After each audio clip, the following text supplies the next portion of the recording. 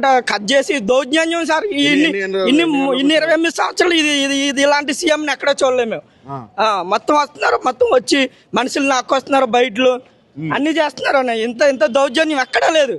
పని చేసుకునే వాళ్ళకి మీరు ఎన్ని గంటలకు వచ్చి చెప్పినారు వాళ్ళు? అరే పొద్దున్న వచ్చి ఇదే చేస్తున్నారన్న, దౌర్జన్యం చేస్తున్నారన్న. మనుషులు పడుకున్న వాళ్ళు పొద్దున్న 4-5 గంట టైంకి వచ్చారు, 6 టైంకి వచ్చారు. ఇప్పుడు కాల్ చేస్తున్నారు. సామాన్ గట్రా తీసుకొని టైం ఇవ్వట్లేదు సార్, ఏమి ఇవ్వట్లేదు. ఏమన్నా వీడియో తీసినా తీసుకెళ్ళి అందులో వేస్తున్నారు. దౌర్జన్యం సార్ అది. ఇప్పుడు రెంట్కి ఇచ్చుకుని ఇప్పుడు ఇంట్లో ఉండే వాళ్ళు ఏం చేయాలి సార్? ఇప్పుడు పిల్లలతో ఉన్నారు, చిన్న పిల్లలు ఉన్నారు, ప్రెగ్నెన్సీ ఉన్నారు, అందరూ ఉన్నారు సార్.